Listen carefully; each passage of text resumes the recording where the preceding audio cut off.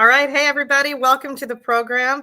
I'm Suzanne Carowin. I am the Boy Mom podcast host. And today I am so delighted to have Velma and Delvin Joyce with us as our guests. And we have both mommy and baby together. So Delvin, I'm going to first go to you. You can introduce yourself and then you can introduce your beautiful mom. Fantastic. Thank you, Suzanne. Thanks for having us. I am Delvin Joyce. I am a certified financial planner working in the financial services industry. I am here today, though, in Martinsville, Virginia, with my beautiful mom, Velma Joyce. And this is the person who taught me everything I need to know. So, Mom, introduce yourself. Well, my name is Velma Joyce. And of course, you just said I'm Delvin's mom. And I'm glad to be here to do this mom and son's podcast. So let's dig in. I'm going to kind of go somewhat through through the stages of kind of Delvin's life, but I'm going to dial it way back. I'm going to go way back and just first and foremost tell me kind of the order of your family, because Delvin is the baby of the family. Is that right? Right. So you have an older daughter? Yes, the 4 years difference. Okay. So here, because you have the beautiful daughter, and then 4 years later, right, you have Delvin. Do you remember being pregnant with Delvin? Yes. And was it different than your older daughter? Totally different. How so? During delivery, my daughter was real easy. But Delvin, he was so hard. I almost named him No More Joyce because I didn't want another baby after I had him. He hurt me so bad. Yeah. See, and there it begins. So was that a telltale sign? Was he an active baby in the belly? Was he active?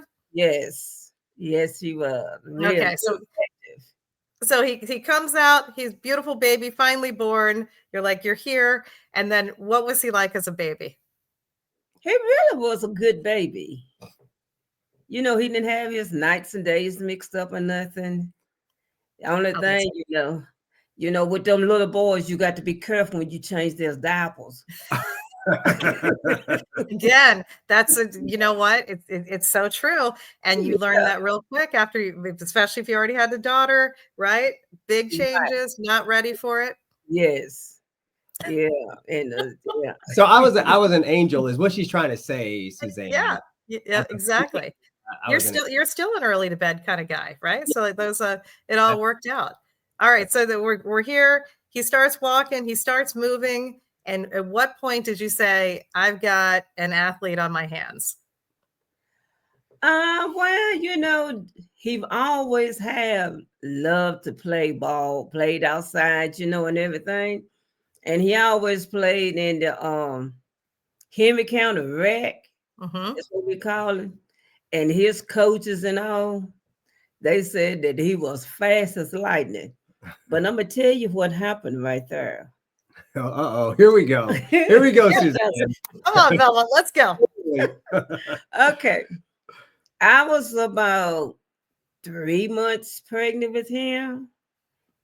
And his dad and we went to the movies, and I was driving, and I saw this rabbit on the side of the road, and I told the rabbit, I said, don't you come out there. And the rabbit was getting ready to hop. Next thing I know, the rabbit came out, and I hit the rabbit, and I touched the side of my face. I said, oh no, I just marked the baby. My husband said, no, there's no such thing as marking a baby. I said, yes, it is. So after I delivered him, I looked at his face. It was 2 weeks later, that rabbit appeared up on his face, and it's getting ready to hop. Yep. Yep. And so that made a believer out of his daddy. Yeah, the spirit of speed was born. Yeah. And that's where he got his speed from, that rabbit. That's where I get my speed and quickness from the rabbit. Love still that. Here, by the way. You can the rabbit still on his face. Got that footwork from the rabbit. Yes. So I love it. With the rabbit, I would have never made it to the NFL. So. No, definitely not. It was the rabbit. So your rabbit is like your spirit animal. You've got your spirit animal. Okay. Right. Delvin, do you still like rabbits? I have never eaten rabbit, but I do like rabbits. Bugs Bunny was a favorite growing up. See? Yeah. Yeah, that's good. Yeah, that's nothing wrong with not eating rabbit. Nothing wrong with that. By the way, All I right. knew you were going to tell that story. Like, I I knew love that story was going to come out. We're 5 minutes into the podcast and the rabbit story came out. Yeah, it had to. That was funny. That's a good one. Well, you know what I mean? It makes a lot of sense. I mean, it does. Mothers know these things. They do. Right, They know these things. That's why I asked, because it's like the African whole proverb that you know your baby before the baby's born, right? You sit under the tree, and it's all true. You don't know it because you're the son, but it's true. Mothers know these things. You're the rabbit of the family. Okay, so you're there. You're playing sports. The coaches are like, this kid is lightning quick. How was he in the classroom? Did he pay attention? Yes. I've never had trouble out of him in school. His whole 13 years, from kindergarten to graduation, he only missed one day of school. Whoa. One day. And he was sick. One day of school. One Okay. day of the whole 13 years, he missed one day of school. And I fussed at him because he stayed out there one day. I said, dude, why you didn't just go to school and get on record and then call us to come and get you out of school because you were sick? See, good. You ruined your record, Delvin. You I would know. have Well, I mean, I had never been so sick in my life. And I remember this because I was throwing up like out of my nose. Like it was coming out of my nose. So that to me says don't go to school, right? Yeah. So, yeah. Yeah. So are you the bad sick patient? My son was just sick last week. He's almost 19 years old. He might as well be 4 years old. No, it doesn't change. He's like that sick kid that, one time you probably didn't even know. No, I'm a tough sick kid, right? Yeah, he's tough. Right? Now. Was I tough as a kid? Yeah. Now you are. Yeah. But that day you gave in.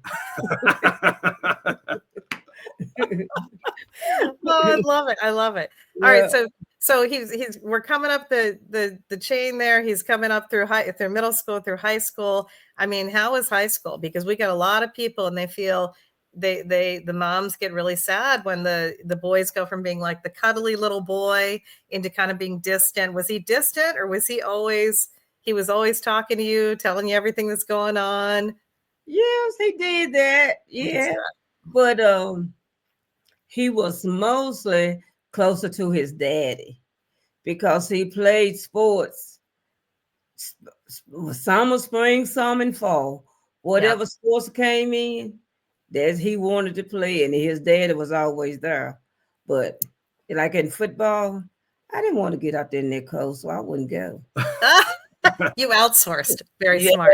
But his daddy was always there to take him to his game, take him to his practice. I probably took him to his practice a few times. And the only time I went to the game is like parents' night. You were always at the games. No, not that much. No, you were. He was really good, so I'm sure you went to the game and just she was always there. Not during your high school games. No, you were. You just don't remember. I did go to some, but I didn't go to all of them. Yeah. Yeah. I didn't go to all of them. Well, how were you watching him? Were you cringing like, oh, it's hard to watch it? Or are you like, yeah, get it, Delvin, go? Yes. I was on pins and needles. Yeah. Especially when he get knocked down when he's playing football. I was behind it, get up, Delvin, get up. Yeah, but basketball. Now I didn't go to the basketball games because they was inside. Yeah. Now I did go to the basketball games, yeah. And I was like, that's my baby. That's my baby. Now that I will say was embarrassing. Because I mean it was because to have your mom in the stands, that's my baby, like that doesn't really play in high school. But she went full out. Yeah, no, but my mom, don't let her fool you. Like my mom is super competitive. Okay. Oh, so I think don't let that sweet exterior. Yeah. No, don't let that fool you. I think I get my competitive spirit from my mom because she wants to win. It doesn't matter what it is. And so even now, like we play spades. I don't know if you know that game. Yeah. Game. Yeah. All right. I'm just making sure, Suzanne. You're invited to the cookout, by the way. Yeah, right. You're talking anything like Monopoly. You're talking anything like you're playing badminton in the back, barbecue, anything. Badminton, kickball. My mom wants to win. And so she would come to my games, my basketball games, and she's like competing with the other fans as if, the game is actually being played in the stands. Like she's talking junk to people in the stands, Oh, you trash talking? Oh, my kids would not know this side of my mom, but that was my mom. She was trash. That's why we like to bring out these stories. So Velma can talk a little smack. Talk a little smack over there to the parents. A lot of smack. Just a little bit. Just a little bit. Just of them. And so you were really loud, so everybody knew. Delvin, you're like sitting in the team. They're like, oh man, there's D Joyce's mom. Oh yeah, for sure. I'm sure there was time he said through his mind, "Mom, hush." Oh yeah. Now sometimes I looked up in the stands and actually said it. Yeah. Like there was one time I remember distinctly being like, but yeah. No, I mean that was awesome because I always knew my mom had my back, even especially in the stands. And my dad was a little more low key. Mm-hmm. My dad would come to a game and not say anything. Like he probably when he would sit in the stands, he would stand in the door and just stand up the entire game. And He's the guy in the door. Yeah, there's always that dad. Always that dad, man. Yeah. That's exactly right. Also because, but yeah, it was so yeah, my mom would be the one in the stands, screaming. Where were you proud of your son? What do? You let it be known. I've got like I said, I got two sons. One son was okay with me yelling. The other son, I was on the gag order. I was not allowed to say anything until like I think we got to his senior year of high school, and I was like, I can't hold it in anymore. I'm gonna be that mom, right? Like I thought that's the last time he's gonna play. I'm just gonna let it rip. But yeah, I get that. She was just trying to rep you, Delvin. You're trying to get the press a little bit early, right? I'm good with it now. Maybe you call it up and Velma, you need to like record some of that. I love that you're seeing, and now your kids are going to learn, Delvin. They're going to be like, I didn't know grandma was like that. Oh yeah, they probably know a little bit. No, they get sweet grandma. They didn't get fiery Velma Joyce from back in the day. That's right. Yeah. Well, let's talk about that. So, what kind of discipline did she meet out there, Delvin? Like, what kind of things did you know? Like, it sounds like you better not step two, Velma. She's got some got some rules there. Yeah, my mom's motto was "Pray with me, don't play with me." So, that is good. Pray with me, don't play with me. Right. Mm-hmm. So my mom, what I love about my mom and what she meant to me is that she did believe that if you spare the rod, you spoil the child. Right. And so, my sister and I both were disciplined by our mother, and she didn't forget. Like she didn't let us off the hook, and I'm thankful for that because I think a lot of times parents nowadays, the kid does something and they say, well, I'll correct them next time. My mom didn't miss anything. So if you were in the wrong, she was going to let you know. If she said she was going to discipline you, then she was going to discipline you. And so, I look at how that has manifested in my life today. And obviously, I know right from wrong, and I do things, I think, the right way. And a lot of times I think I have like a little Velma Joyce pixie on my shoulder saying, hey, that's not how you do that. Right. So she's just always been in the forethought of my mind as I'm making decisions through life. Every mom wants to hear that, right? They want to hear that it actually stuck. Yeah, it actually stuck.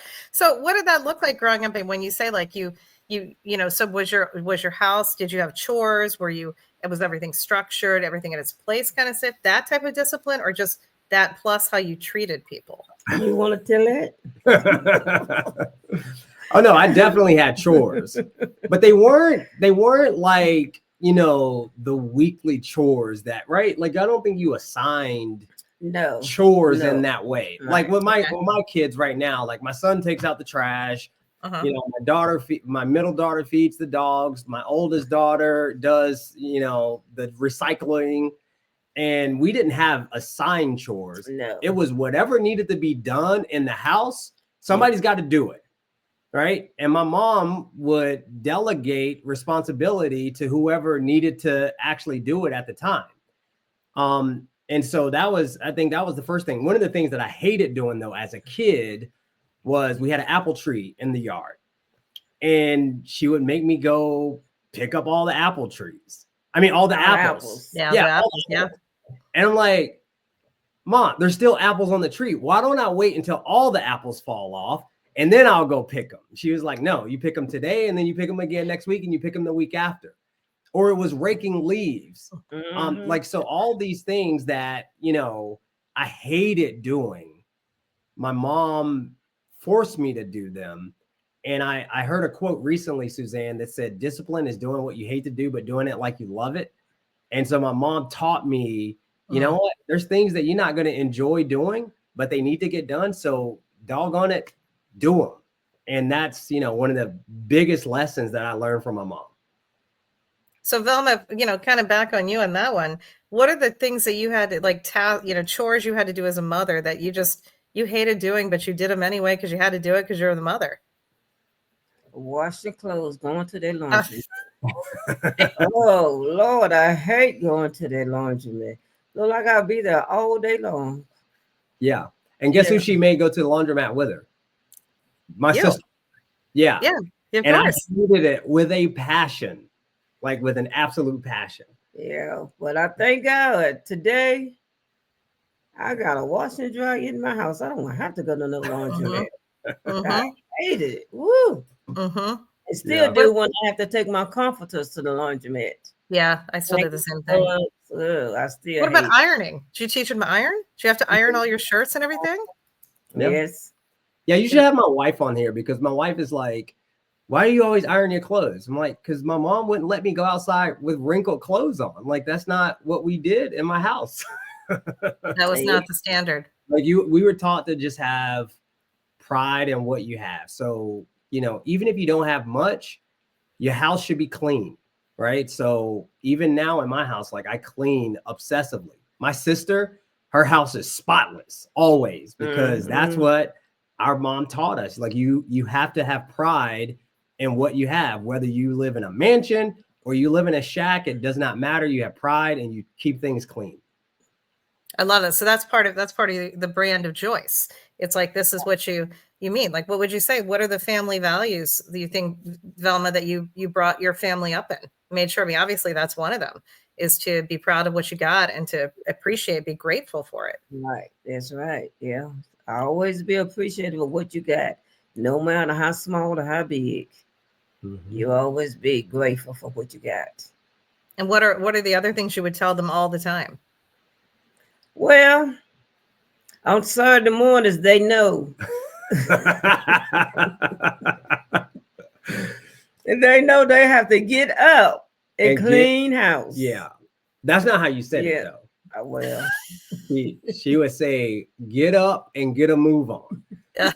And like, I mean, there was no sleeping in on Saturdays, right? Right. It was like, get up and get a move on. She would tell you once, right? But that second time, it wouldn't be a great, easy conversation. Wow. So you weren't, even like when you're a teenager into high school, so you weren't rolling in 7th grade watching cartoons and eating cereal, just sitting around all Saturday morning? Nope. After I got up and got a move on. Housework done first. Yep. Yeah. Get up, get a move on. Yeah. And then on Sunday mornings, they know to get up and get ready to go to Sunday school and church. Eat breakfast, take a bath, and get ready for Sunday school to church. I kept him in church. Even now, when he went to college and came home, he know he had to go to church.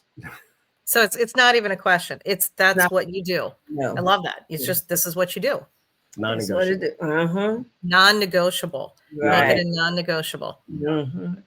That's probably, if we can go into like the problem with kids nowadays, but I mean, that's probably one of the problems. Everything is negotiated, right? It is. Yeah. And it's just a non-negotiable. This is how we do. This is how we do it. Yeah. My kids think they live in a democracy. I try to tell them it's a dictatorship, like Velma's house was. So, but yeah, I mean, and she, because of her, because she always had us in church, we also sang in the youth choir growing up, even though I can't sing, like I'm kind of tone deaf, but I still sang in the youth choir. And I think a lot of the values, obviously, that I learned from my mom and my dad, but I also learned from the experiences that I had in church. Like what? Anything you want to throw out there that's what's important to you, is especially, it's so nice to hear from, I think I'll speak for mothers. I'm sure I'm speaking for you too, Velma. It's so nice to hear. I think it's really wonderful to watch men pray and to watch boys go into and stick with it. It's a powerful thing. It's really powerful. So, I mean, what would you say that some of the things you've learned that you've been able to take into manhood?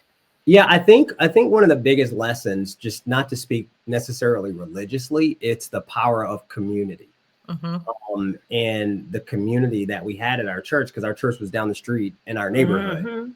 And so, all these people that you would see around the neighborhood, you would also see them in church on Sunday, right? All my same friends, all my mom's friends, my dad, everybody's there at church. And to see how the church would come together in bad times, good times, and just how that spirit of community manifests in everybody's life. And I think, not to sound like an old guy in the room, but I do think we are missing that in some ways now.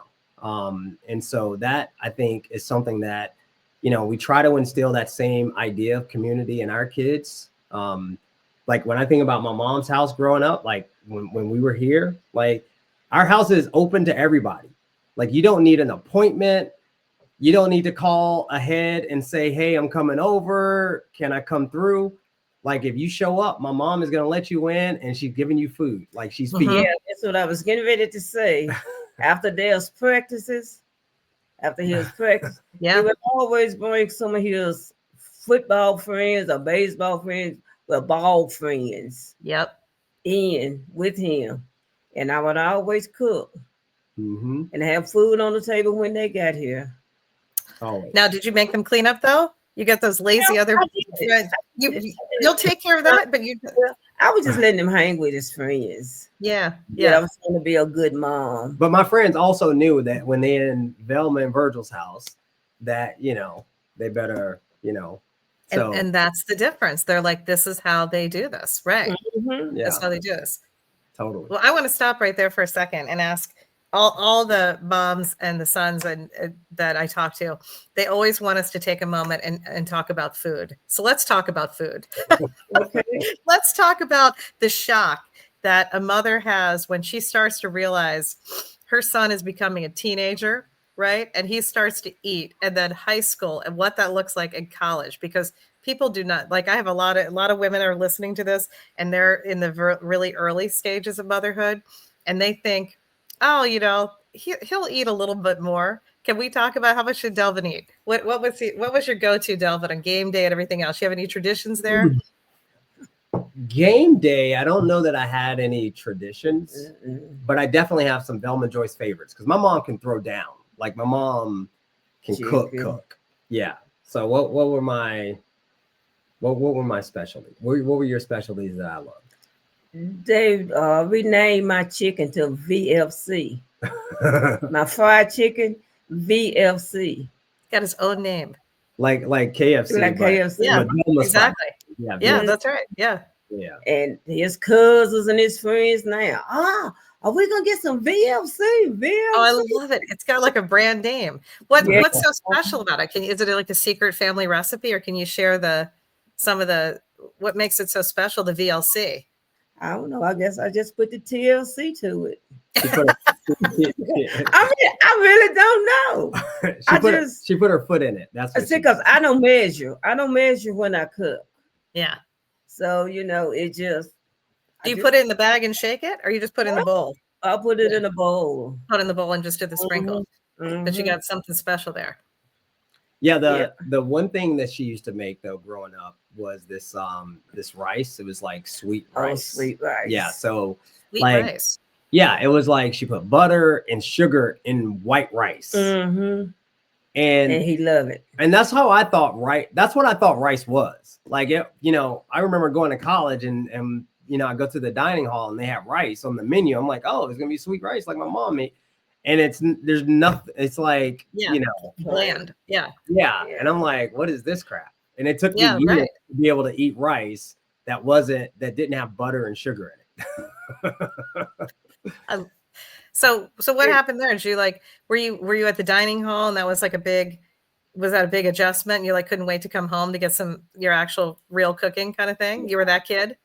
Yeah. I mean, I think I adjusted well because I think I did eat pretty well, but when I would come home, I would always request, even now, sweet rice and what? Livers and gizzards. Yeah.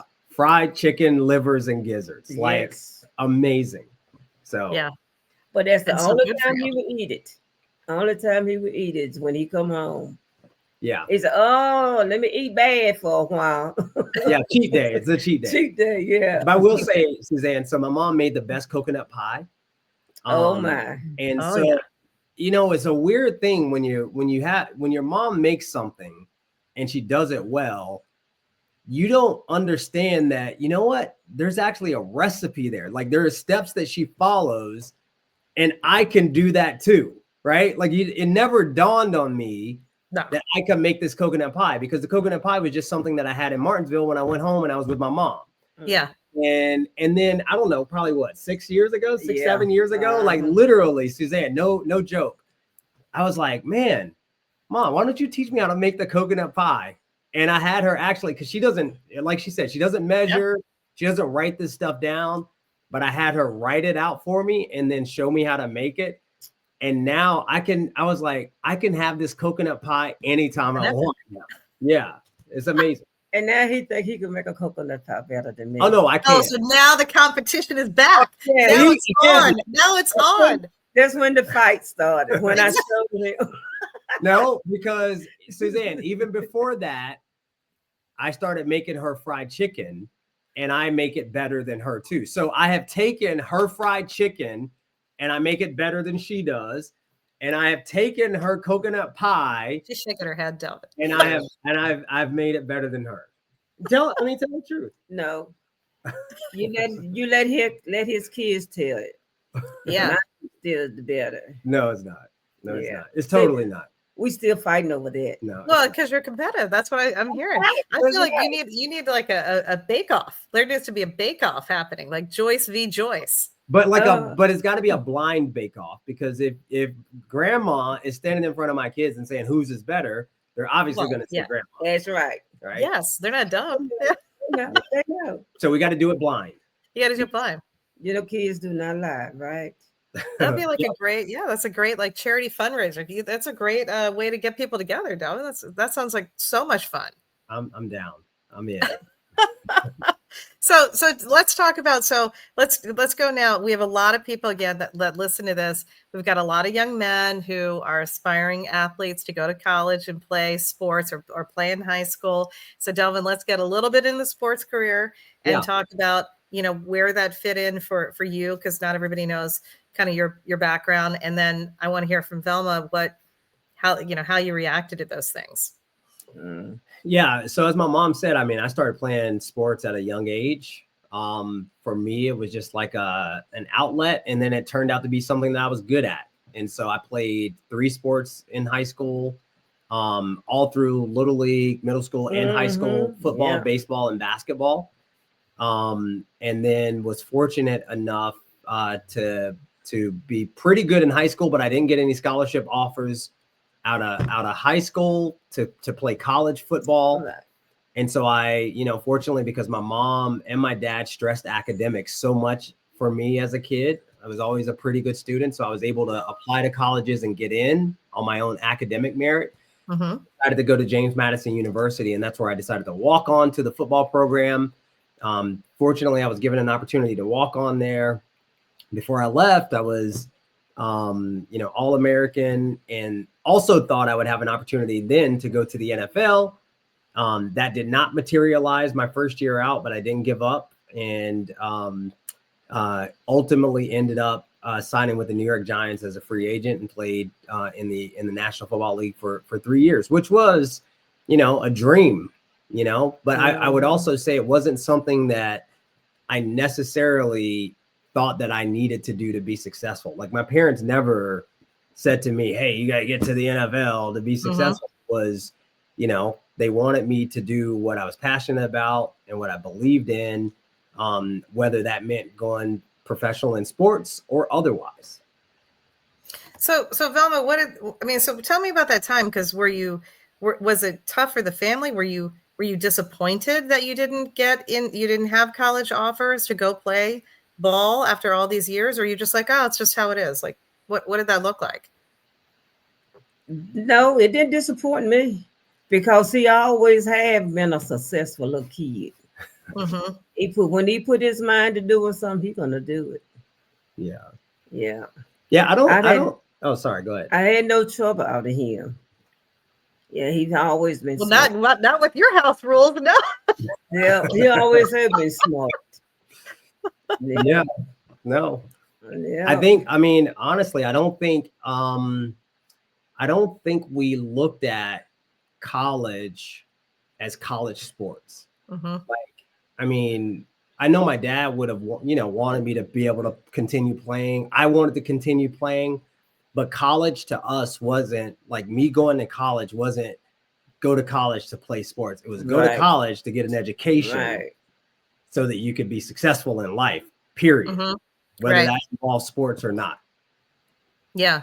So, but can we go back and say that's pretty incredible, right? You went from a walk-on to going out into saying like leaving an All-American and playing, right? So and you're in the Hall of Fame now at James Madison, are you not? Right.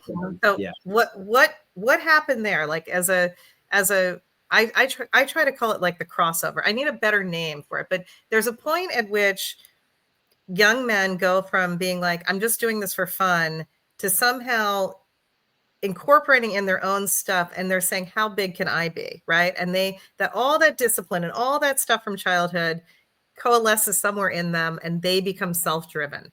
When do you think that happened? Like, what age were you? Because every mom wants to know that. Like, when's that going to happen? If I'm being candid, like I think I was always super driven and competitive from an early age. So I don't know that me necessarily not getting the opportunity to get a scholarship right out of high school was necessarily anything that discouraged me necessarily.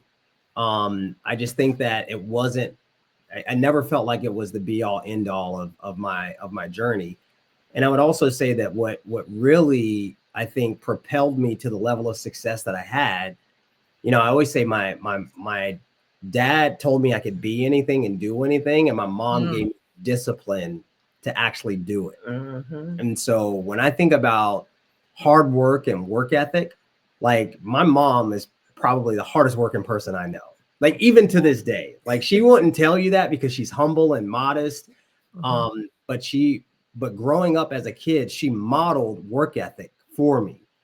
And so when I got to JMU and, I'm looking at all these other kids that I'm competing against for an opportunity to be on that team, the one thing that I knew that I could do, that I could control, is I could outwork everybody else. I couldn't control the fact that I was smaller than the rest of my teammates. I couldn't control if someone else was faster than me or if they were stronger than me, but I could control how hard I worked. And that was a lesson that I would tell you 1000% I got from my mom. Yeah, that's great. Good. Sorry. Yeah, once you put your heart into it, you're gonna succeed. And he always had a big heart. From a kid up until now. His heart is bigger than his head is. Yeah. That's true, Delvin. That's true. You have got a big heart. Yeah. You lead with your heart? Do you lead with your heart? I think so. Yes. Yeah. That's great. So I love that, because I think that's I love that you said that, because I think that is so true, that so many moms do that. And I love that you can actually articulate that and give your mom credit for having that type of discipline. What about the tenacity part? What about the tenacity to go through? That's a lot of, I mean, football is brutal. Football and college, any sport in college is brutal. And then to go through and then play at the professional level. And listen, being a professional period and a parent is brutal, right? So what about lessons of tenacity? Yeah, I mean, I think it's all about, again, I think my mom, I don't know that you outwardly ever said it's not supposed to be easy, but she modeled that for us, for my sister and me both. And this is, something I'll share. Like, I don't know that we've ever even really talked about it or if I've ever articulated this, but I just remember back in the day, when we were younger, I think my dad had maybe lost his job. There was some financial struggles, and my mom was like, all right, I got to do what I got to do. Like tenacity, right? My mom went and got a part-time job at Pizza Hut. So she would go to work all day, 9 to 5 or probably like 6 a.m. to 5 at a furniture factory. Yeah. And get out of work and then go to Pizza Hut and wait tables for another 4 or 5 hours. And then wake up the next day and do it all over again. And so, again, when I think about work ethic, tenacity, it's not even necessarily tenacity. It's just, you just do what you have to do. What you have to do. And that's the lesson that I learned. I learned that from my mom. And it's like, just wake up and do what you got to do. You don't complain about it. Nobody cares. If it's hard, but it's not supposed to be easy. That's right. That's why it's called work. That's why it's called work. Exactly. That's why it's called work. That's why it's called work, right? Yeah. That's why you got to have faith at all of the above. So going forward, I want to touch on. So Delvin's out there. Delvin, I don't know when this happened, but I want you two to talk about it because I want to hear from Velma's side of it. So at some point, right, Delvin, you fall in love. You decide this is the woman you want to marry, right? How did you tell your mom like this is it? I mean, I don't think I had to tell her, because my wife and I, we met our freshman year, like the first college, the freshman year of college, first day. Is that right? Yeah. Mm. So literally the entire time I was at JMU, they knew her, they knew Ebony. Mm-hmm. And so I don't think I ever had to say, this is the one. I think they always expected. They probably told me she's the one. Right? You probably told me. Yeah. Like, don't mess this up, Delvin. That's right. Exactly. She was such a sweet girl then, and she's better now. Oh, yeah. She just got better over the years. So then how long were you together before you finally got engaged and got married? So all 4 or 5 years in college, and then she's a veterinarian, so she went to vet school at Cornell. So she left me for 2 years, went to vet school, and so we were together for 8 years, 7 years before we got engaged, and 8 before we got married. Wow. So what's the engagement story? Yeah, so the engagement story is, so I was with the Giants at the time. She was in Ithaca, New York at Cornell University. Mm-hmm. So I was living in New Jersey. She was living in Ithaca, New York, which are about two and a half hours apart, which was perfect because she could have gone to vet school anywhere. Mm-hmm. So the fact that I go to the Giants and she goes to vet school in New York, I think it was providential, right? And so she was going to come to New Jersey to see me for Valentine's Day. There was a big snowstorm. She was a day late. So I proposed on February 15th, which now we don't celebrate Valentine's Day. We actually celebrate February 15th because that was the date that we got engaged. So. Oh, that's great. And so Velma, what's it been like now to have this adult son? Right. So he's gone on, he's got his own family now, the whole thing. What's your relationship like now? Because I think this is what everybody aspires to. Well, it never changed. Yeah, he's still anything that I need or he think that I need or I want, he's there to do it for me. Just like if we go on a trip or something, he would always buy it. Like when we went on the cruise, he paid for my cruise. And so when we got there, it was things that I saw that I want. He would tell me, Velma, your money ain't no good here. And he would give me his credit card. So I go and get whatever I want. Even now he tells me, Velma, your money ain't no good. Because it's not. Okay. It's not. Because I mean, the sacrifices and the things that my mom has done for me, like I could buy her 100 cruises and I'll still be in debt to her. So Yeah. I mean, I just, Yeah, he don't say mama. He said Velma. Your money ain't no good. Listen, lady. That's right. So see, Delvin, you really are the angel child, right? It all turned out okay. Yeah. I mean, what can I say? Yeah. What can I say? Velma, what about you from the standpoint of what do you think is it's probably not just one thing, but what is one lesson that you've really learned about being a boy mom? Well, I don't know. I don't know what to start with that one.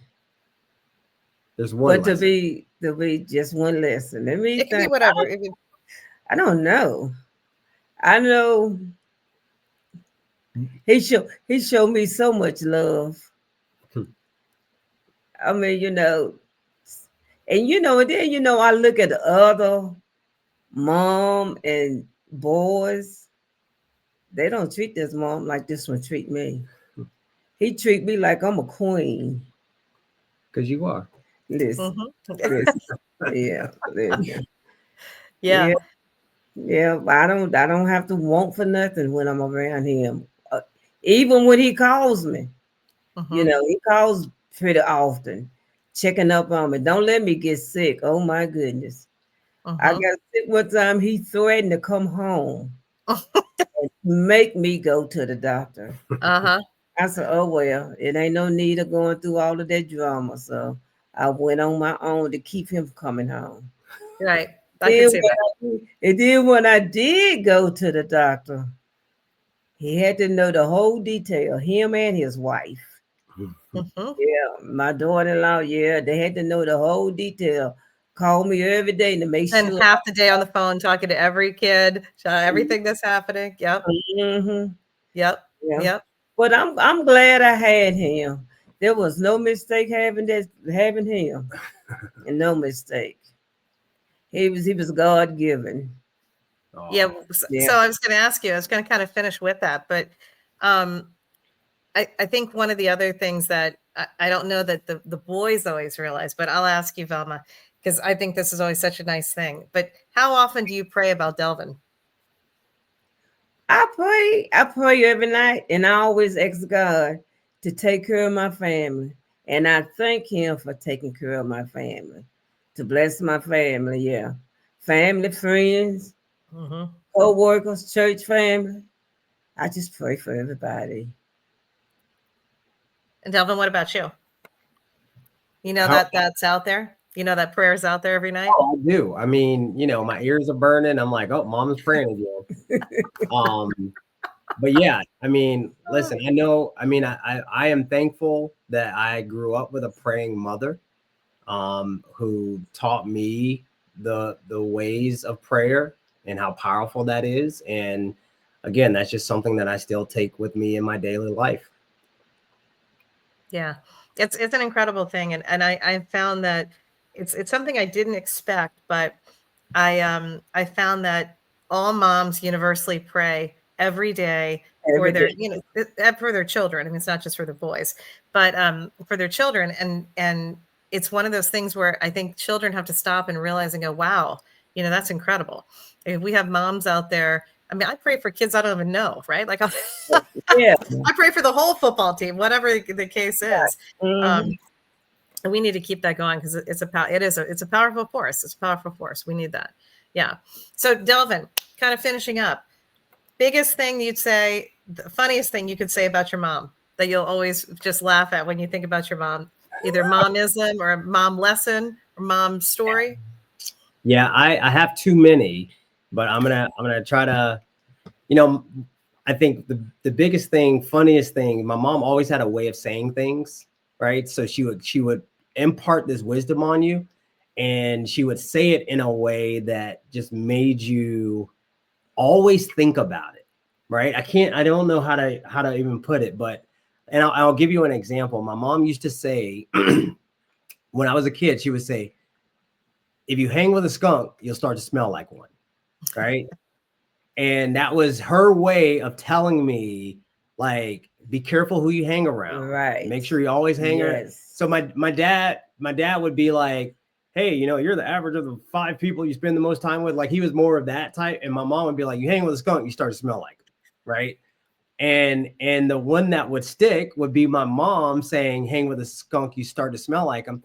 And I just think that the way that she used to convey things to me as a kid, they still stick to me to this day, right? She would say, what happens in the darkness will eventually come to light. Will always come to light.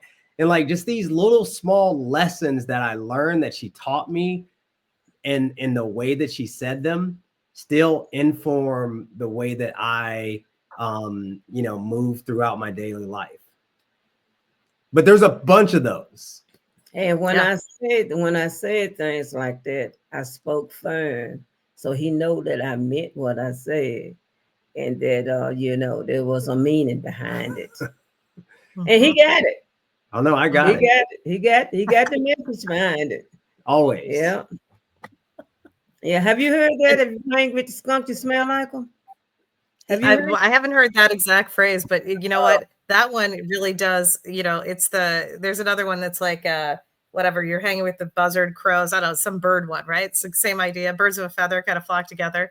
Right. But the skunk one, that does stick with you more so, because if you don't know what skunks, if you've never had a skunk in your backyard or been around a skunk, but if you've ever known that smell, that smell. Yeah. So when he's with his friends, if they do wrong, I know he did wrong with them. And he had a first cousin. He had a first cousin. Oh my goodness. Them two. You ought to hear some of the stories they tell me now. And right. So it comes out now. You didn't know. Oh, yes. Yeah. And they were always together. But I didn't know they were doing some of the things that they was doing together. Nothing bad. Just nothing bad. Just mischievous, stupid boy stuff. Just boy stuff. That's right. It's like you're being boys. Yeah. Just boy stuff. Yeah. But I laugh at them when I hear the stories now. Oh yeah, it's funny now. I know. Yeah, it's really funny. Yeah. But yeah, it probably wouldn't have been that. If you had known then, you probably would have had something else to say, But if I had a new thing, I would have had to stick to this, but both of them. That is for sure. Yeah. So that was it. Don't tell Velma. Don't tell my mom. Don't tell my mom. Yeah, and then send my nephew home to his parents, and I tell them, and then he'll get another whipping. Yeah. Double down on that one. Of course. Yeah. I love it. Back then we could do things like that. Yeah. We could raise our kids and our sisters and brothers' kids, whoop them and feed them and love on them, like they our own. Honey, you can't do that these days in time. And that's sad. It's just a different world, but the kids themselves haven't changed. They still need that love. They need that structure. That's one of the reasons we're doing this podcast, because people want to hear that. They need to know they're not alone in wanting to do that. And again, to your point, Delvin, having that community. And I love the boy mom community, because you do, when you get a bunch of boys and their mothers together, I feel like we need like a reunion, right? You get a bunch of boys and their mothers together, and the stories are just hilarious. You start like moms start one-upping on each other. Talk about competitive. They start like, oh, my son did. Because every mom has a story where her son just drove her crazy at some point, or just did something so hilariously funny, that only boys can do. It's always a heartfelt. It's just a nice, it's a great relationship. So I'm glad that you guys have decided to be on here. I know you've inspired so many people in telling your story and sharing everything. Anything else you want to kind of add before we kind of wrap up? Advice to anybody else out there? Yeah, no, I just want to say that I am super proud of my mom for doing this, because this is way out of her comfort zone. I think this is her podcast debut. You're a natural, Velma. Come on. You're natural. Yeah, you killed it. You killed it. So and then we're gonna need the VLC recipe. We're gonna need definitely that coconut pie recipe. That sounds so good. Yeah. Yes. And then come to your house the next time. We got to get this going. And then the competition. We need to know how the bake off goes. 100%. Okay, We'll let you be a that. judge. Yeah, we can do that. All right. Well, that's great. Thank you guys so much. Take care. God bless. And we will talk to you soon. Thanks All for right. having us. Thank you. God bless you too. Oh my